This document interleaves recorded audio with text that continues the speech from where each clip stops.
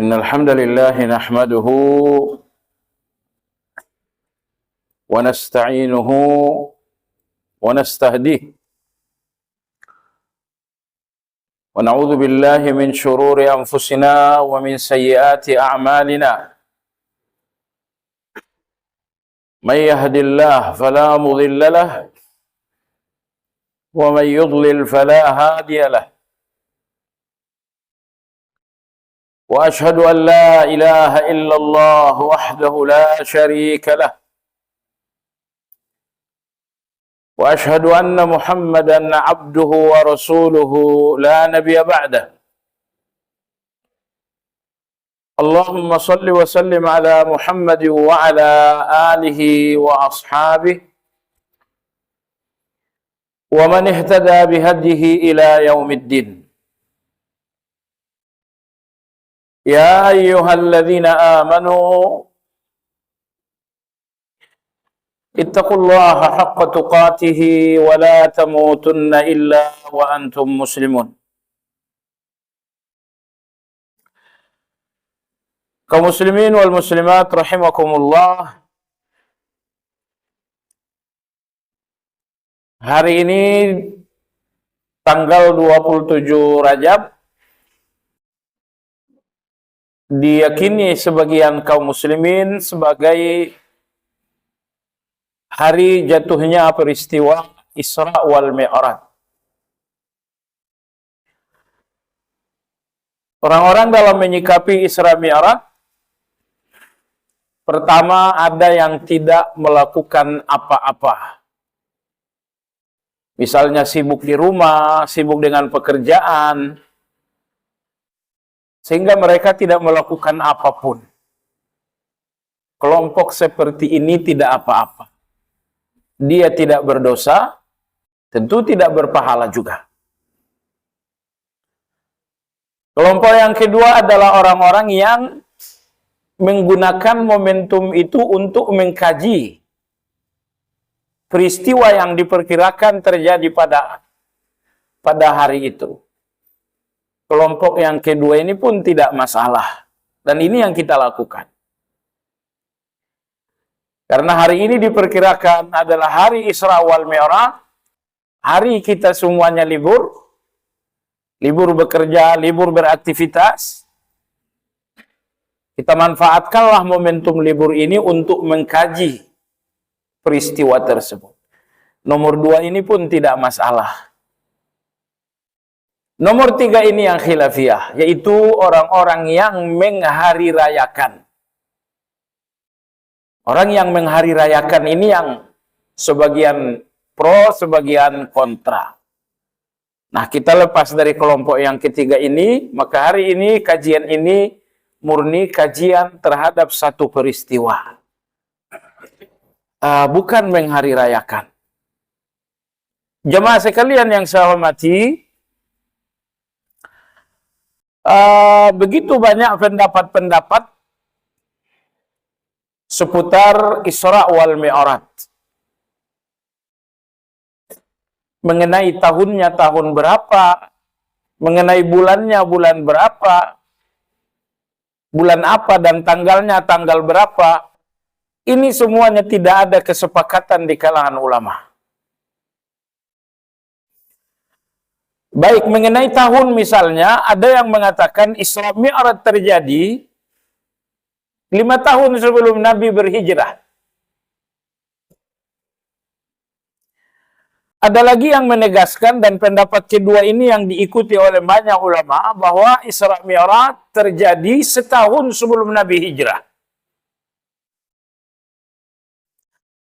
Ada juga pendapat yang ketiga, bahwa Isra wal Mi'raj terjadi sebulan sebelum Nabi kita berhijrah.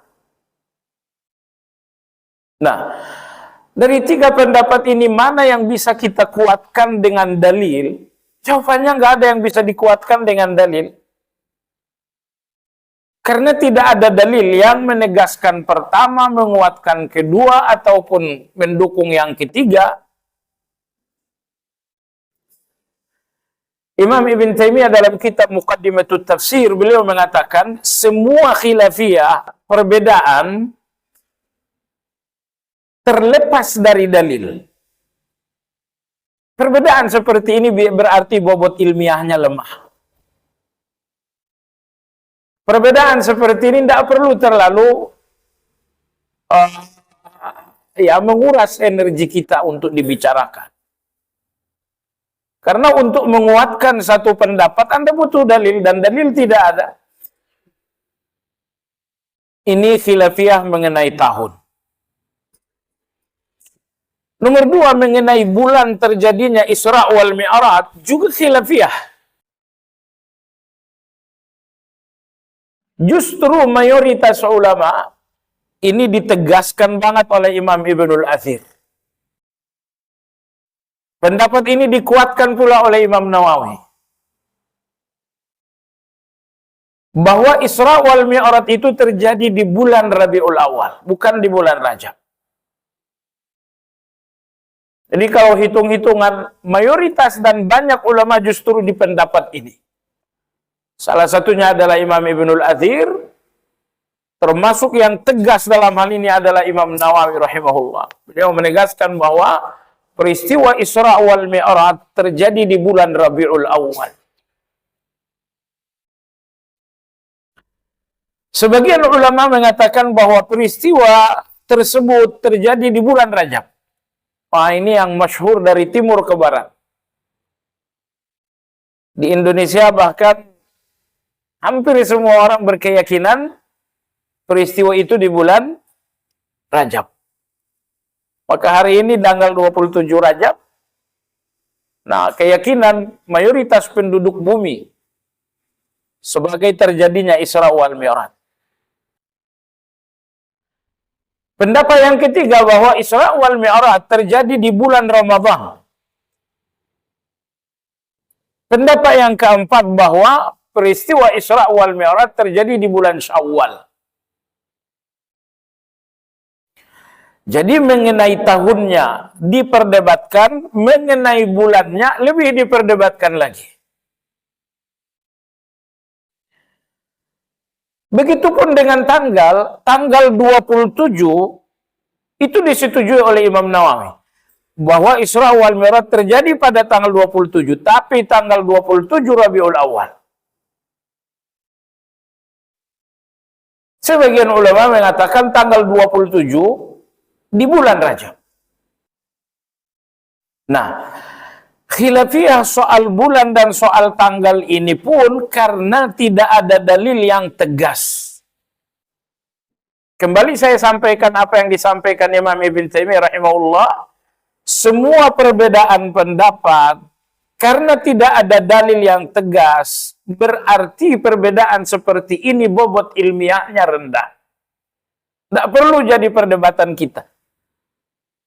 Orang mengatakan Isra Mi'raj bulan Rajab, tidak usah pula dibantah-bantah. Atau misalnya Anda mengatakan Isra Mi'raj ternyata di bulan Rabiul Awal. Yang lain pun tidak usah membantah-bantah. Karena ini perbedaan yang bobot ilmiahnya rendah. Karena setiap pendapat tidak terdukung dengan dalil yang betul-betul kuat.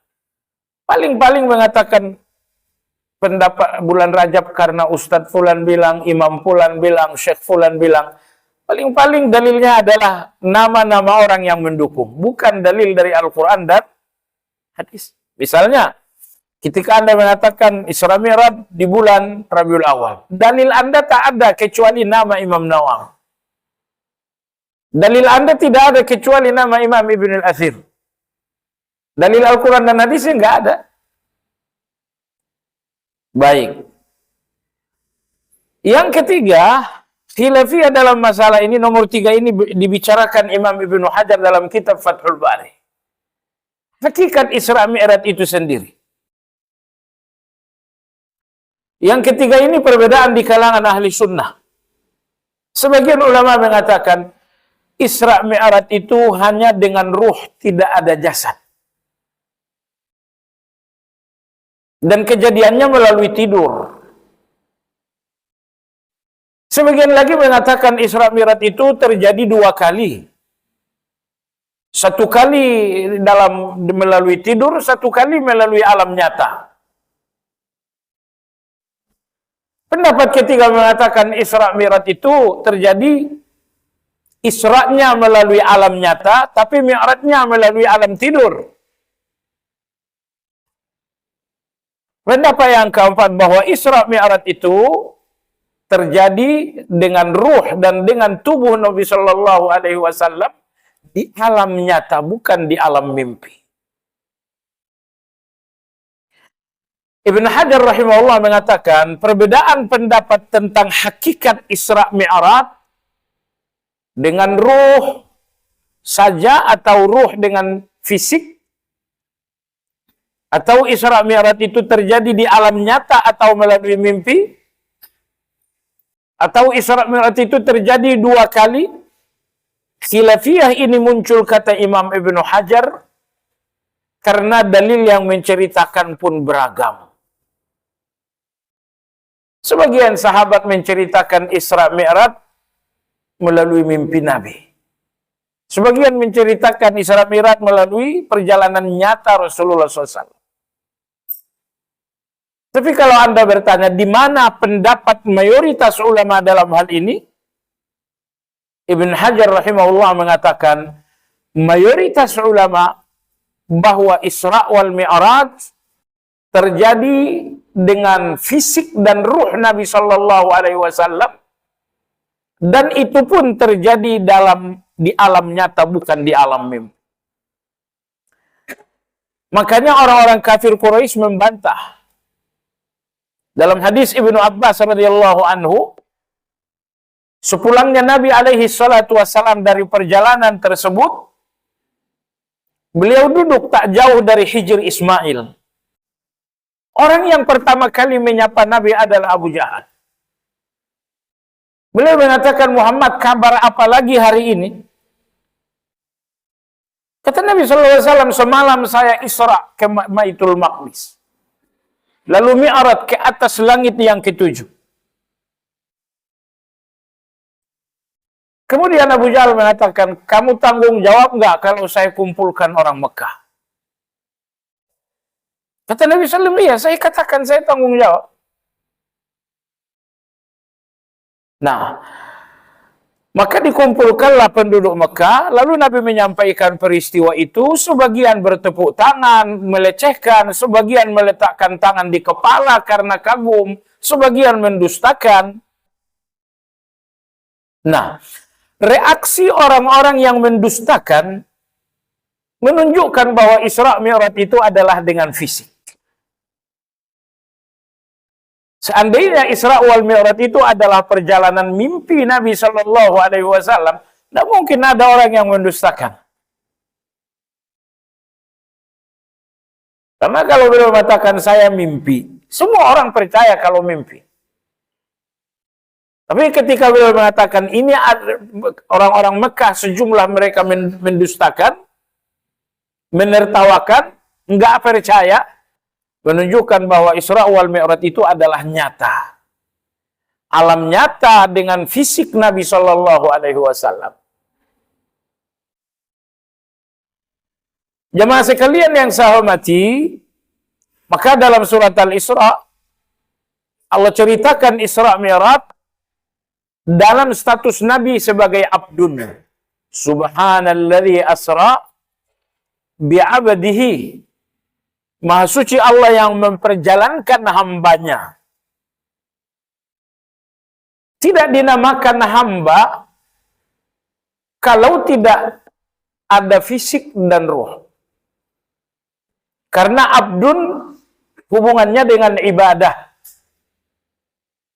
Seseorang dinamakan abdun kalau dia menjalankan ibadah atau bisa melakukan ibadah.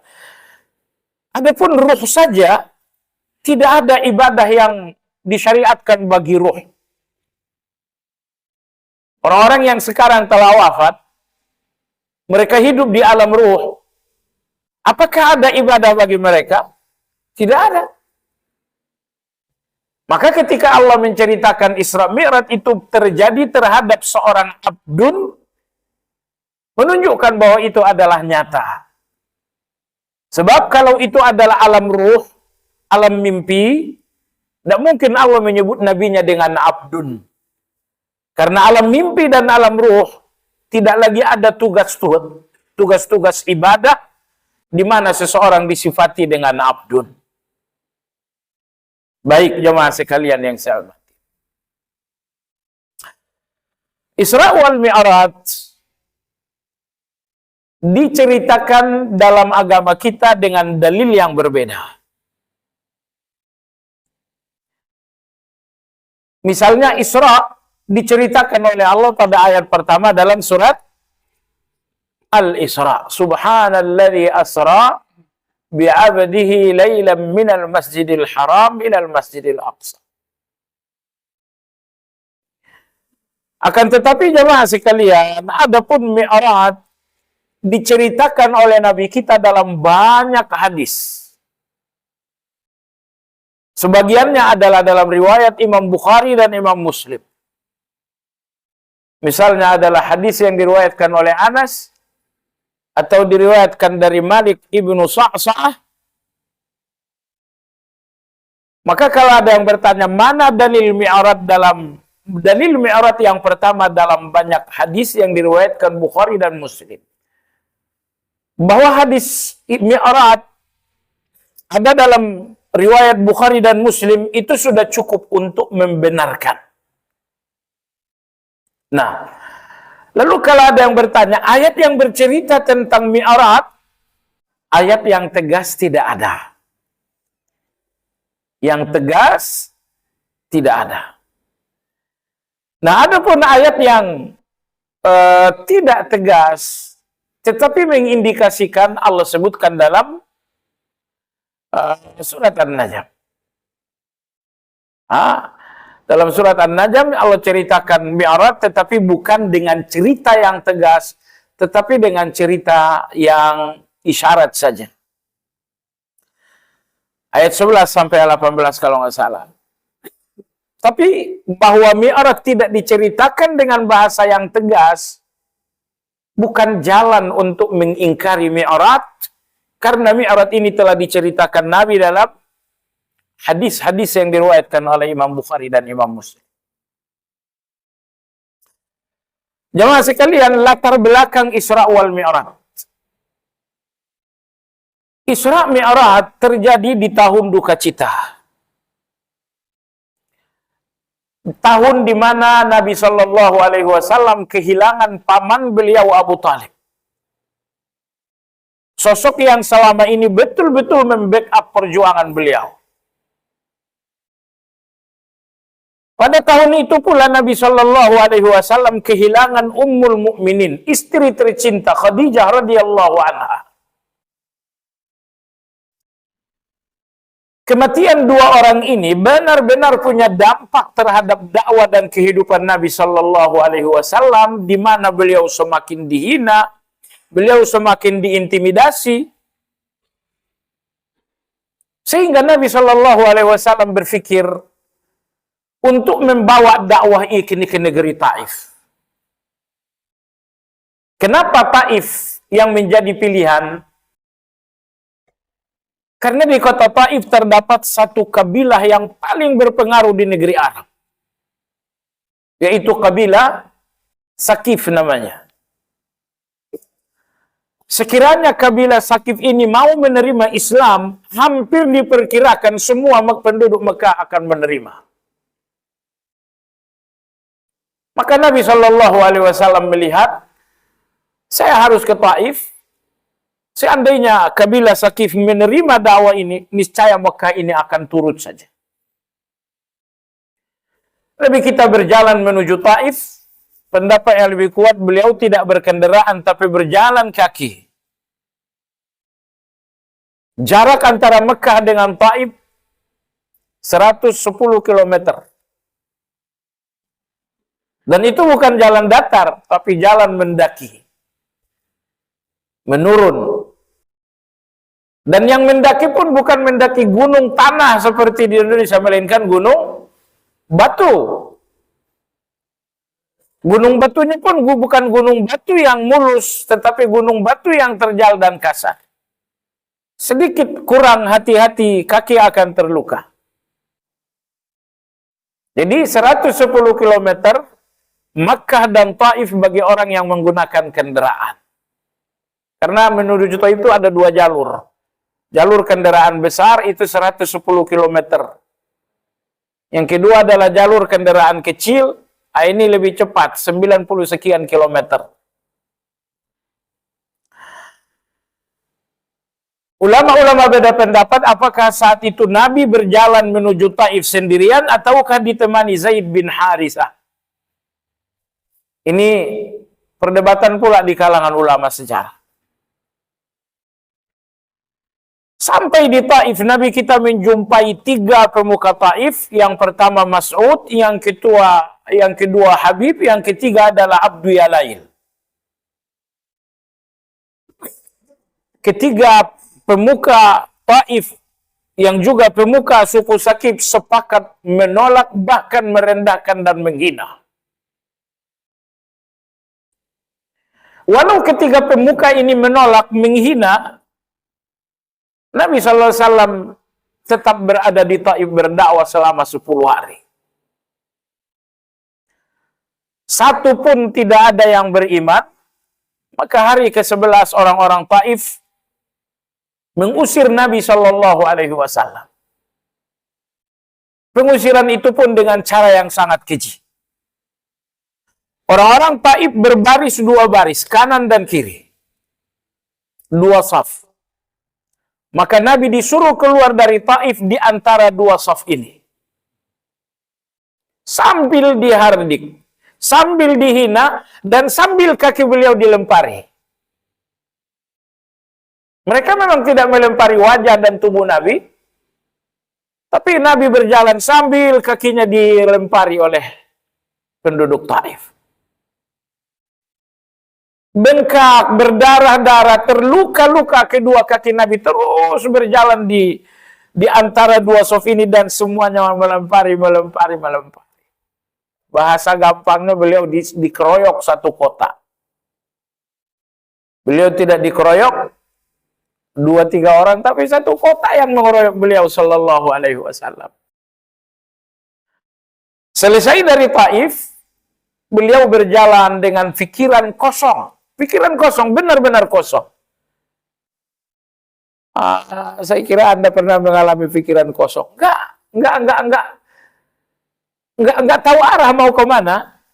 Sampai akhirnya beliau ada di sebuah kebun anggur milik 2 orang kakak beradik, Rabi'ah dan Syaibah. Dua-duanya beragama Kristen.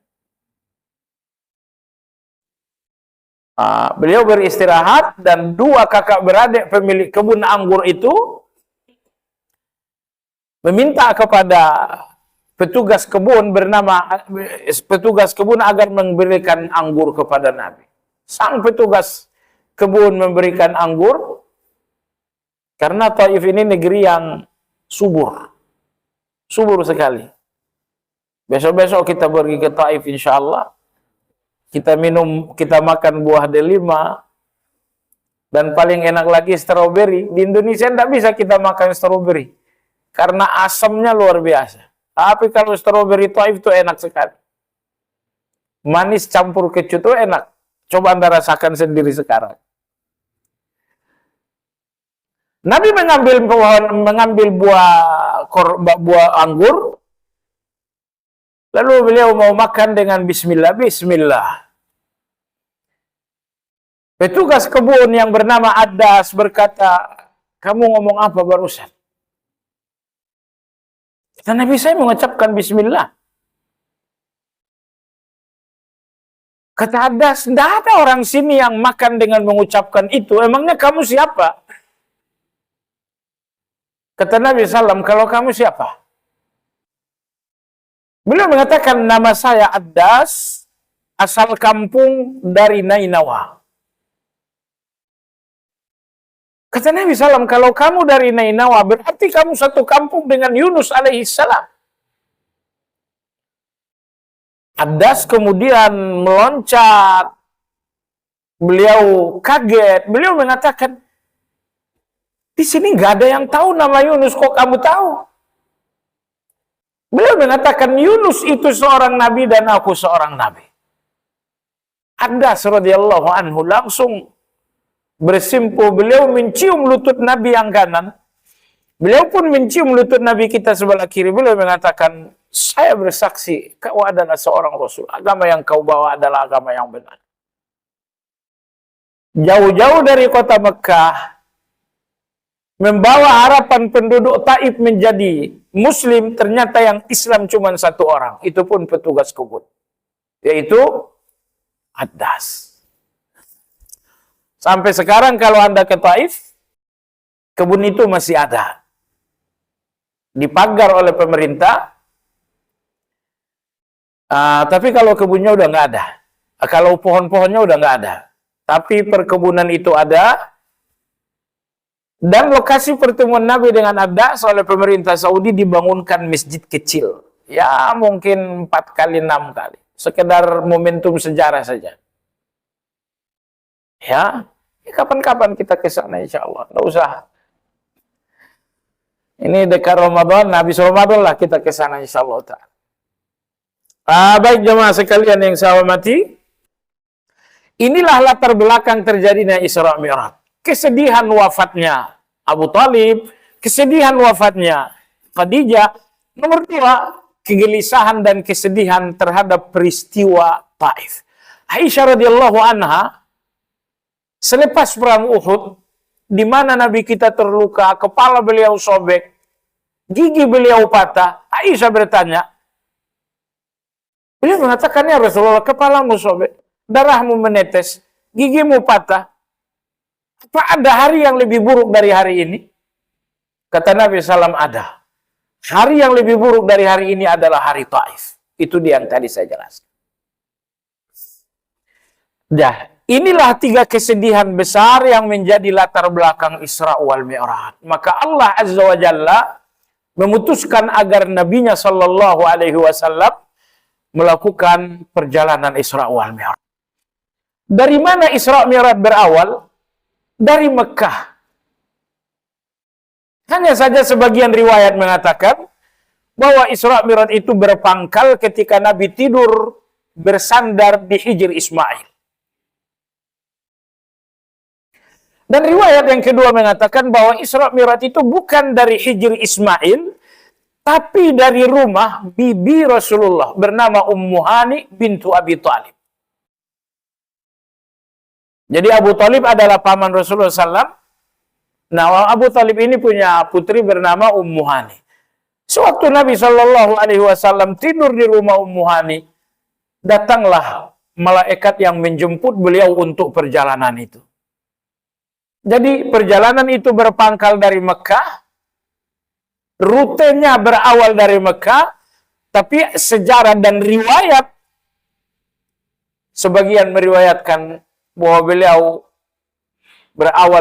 perjalanan itu berawal dari Hijr Ismail di samping Ka'bah, lalu yang kedua dari rumah bibi beliau Ummu Hani bintu Abi Abdul Muttalib. Nabi kita Shallallahu Alaihi Wasallam mengatakan, antara tidur dan bangun aku didatangi oleh 3 orang. Mereka adalah malaikat. Jibril, Mikail, dan nomor 3 tidak disebut. Kemudian mereka membelah dada Nabi Shallallahu Alaihi Wasallam dan mengeluarkan hati beliau, mencucinya dengan zam-zam, mengeluarkan segala kotoran yang ada di dalam. Kemudian ketiga orang ini memenuhi hati Nabi Shallallahu Alaihi Wasallam dengan 2. Pertama, memenuhi hati itu dengan iman. Nomor 2, memenuhi hati itu dengan hikmah. Maka Imam Nawawi rahimahullah mengatakan, hal yang paling mahal dalam hati seseorang selain dari iman adalah hikmah. Apa itu hikmah? Hikmah itu adalah, kata Syekh Sa'di, hikmah itu adalah gabungan ilmu dan amal. Ilmu yang bermanfaat dan amal yang saleh, ini yang dimaksud dengan hikmah. Maka hikmah lebih tinggi daripada ilmu. Apa yang Anda tahu itu ilmu namanya, walau Anda tidak mengamalkannya. Tapi ilmu baru dinamakan hikmah ketika dia menjadi amal. Ilmunya bermanfaat, amalnya pun saleh. Ini yang dimaksud dengan hikmah. Kalau Anda bertanya bahwa operasi itu secara fisik kah? Iya, operasi itu secara fisik. Keimanan dimasukkan, hikmah dimasukkan, kotoran dikeluarkan. Cerita Nabi kita seperti itu, dan kita tidak perlu bertanya emangnya keimanan itu fisik. Emangnya hikmah itu bersifat materi. Anda nggak usah berpikir terlalu jauh. Ya, apa yang diceritakan Nabi, terima saja apa adanya. Nah, ini menunjukkan jamaah sekalian yang saya hormati betapa pentingnya hati yang bersih. Betapa pentingnya hati yang bersih. Sehingga perjalanan Isra dan Mi'raj ini tidak dimulai sebelum hati beliau dibersihkan. Maka saya katakan kepada kita semua jamaah sekalian, selalu bersihkan hati Anda. Jangan ada kotoran hati ini dalam hubungan Anda dengan Allah, dan jangan pula ada kotoran hati ini dalam hubungan Anda dengan manusia. Maka di antara doa Nabi kita SAW, wa as'aluka qalban salimah. Ya Allah, aku minta kepadamu hati yang sehat. Jadikan itu doa sehari-hari.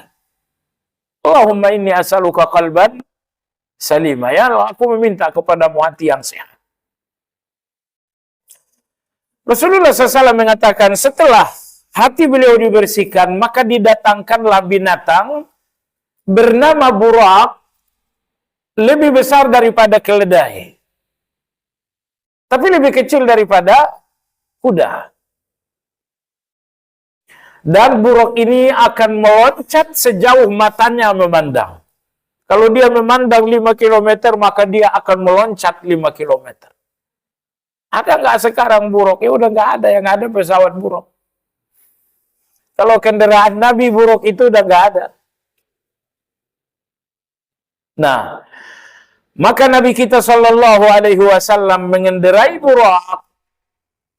Bermulalah perjalanan Isra Mi'raj beliau dengan kendaraan ini.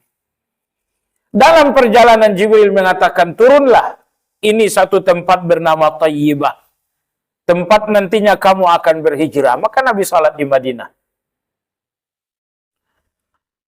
Kemudian dalam perjalanan Jibril mengatakan, turunlah.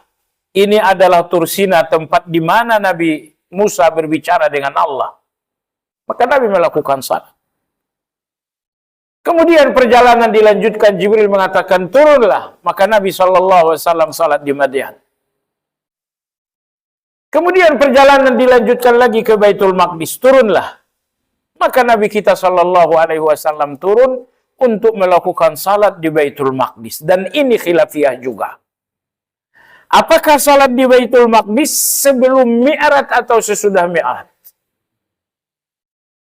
Imam Ibnu Katsir rahimahullah beliau mengatakan salatnya Nabi di Baitul Maqdis mengimami nabi-nabi ini setelah Mi'raj ke langit, bukan sebelum. Tapi Ibnu Hajar rahimahullahu taala beliau mengatakan salatnya Nabi di Baitul Maqdis mengimami para nabi-nabi itu sebelum Mi'raj. Sebelum dan sesudah khilafiyah berarti Anda hanya perlu tahu Nabi salat di sana. Soal waktunya khilafiyah tadi. Jemaah sekalian, yang menjadi imam adalah Nabi, yang menjadi makmum adalah nabi-nabi yang lain. Ini pun khilafiyah. Semua nabi kah? Atau sebagian nabi? Ini pun khilafiyah juga. Semua nabi? Atau sebagian saja, khilafiyah di kalangan ulama. Tapi yang pasti Nabi salat mengimami nabi-nabi. Beliau mengimami nabi-nabi dalam bentuk mereka ruh atau dalam bentuk mereka bertubuh fisik. Bertubuh kasar, bertubuh materi. Nabi kita mengimami para nabi-nabi 2 kali.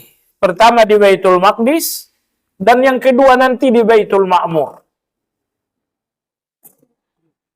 Dua kali beliau mengimami nabi-nabi, Baitul Maqdis, Baitul Ma'mur. Beliau mengimami mereka dalam bentuk ruh atau dalam bentuk fisik atau bagaimana? Pertanyaan ini dijawab oleh Imam Ibnu Hajar, dijawab juga oleh Imam Ibnu Taimiyah. Ibnu Hajar menjawab dalam Fathul Bari, jilid yang ke-7. Ibnu Taimiyah menjawab dalam kitab Majmu' Fatawa dalam jilid yang ke-4. Bahwa Nabi Shallallahu Alaihi Wasallam mengimami para nabi di dua tempat ini, beliau mengimami roh mereka yang telah dijelmakan oleh Allah menjadi fisik. Mengimami ruh mereka yang telah dijelmakan oleh Allah menjadi fisik. Ya, misalnya beliau mengimami Musa, yang hadir adalah roh Nabi Musa, tapi Allah jelmakan dalam fisik beliau sewaktu hidup. Bagaimana bentuknya itu? Cukup Nabi saja yang lihat. Anda nggak perlu lihat juga. Kewajiban kita adalah beriman bahwa Nabi kita mengimami mereka dua kali. Beliau mengimami ruh mereka yang telah dijelmakan menjadi fisik.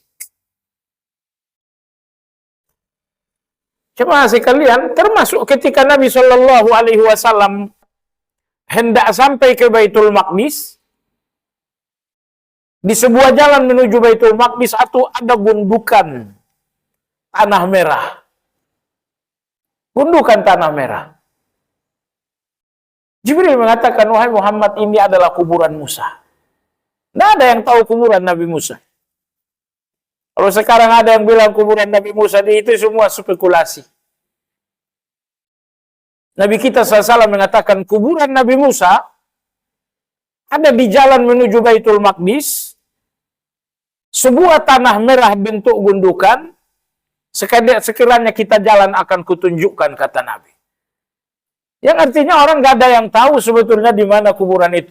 Rata-rata kuburan nabi-nabi dirahasiakan oleh Allah Azza wa Jalla.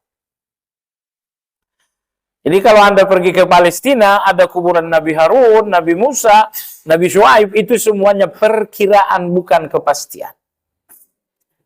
Ada kuburan Nabi Yusuf, itu semuanya perkiraan. Karena rata-rata kuburan nabi-nabi semuanya dirahasiakan oleh Allah Azza wa Jalla. Termasuk kuburan Nabi Musa. Tidak ada yang tahu. Nabi mengatakan, sekiranya kita jalan sekarang, kutunjukkan kepada kalian. Yang artinya sahabat tidak tahu. Nah, ketika Nabi melewati kuburan Nabi Musa, Nabi melihat Nabi Musa alaihissalam sedang salat di alam kubur. Ini ruh beliau atau bagaimana? Jawabannya, beliau melihat Nabi Musa salat di alam kubur, yang salat adalah ruh Nabi Musa, tapi dijelmakan oleh Allah dalam bentuk fisik.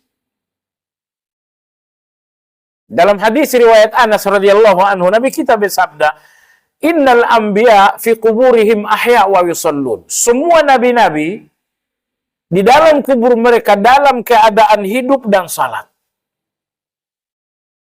Dalam keadaan hidup dan salat. Baik. Salat apa Nabi dengan para nabi di Baitul Maqdis? Gak ada keterangan. Salat duha, salat tahajud, gak ada keterangan itu. Anda pun tak usah cari juga. Pokoknya beliau salat dan mengimami para nabi. Jemaah sekalian, kenapa perjalanan Mi'raj tidak langsung dari Masjidil Haram ke langit? Tapi ke Masjidil Aqsa dulu, baru dari Masjidil Aqsa ke langit. Jawaban paling lemah datang dari Imam At-Tibi. Beliau mengatakan, Isra ke Baitul Maqdis, dari Baitul Maqdis ke langit. Kenapa?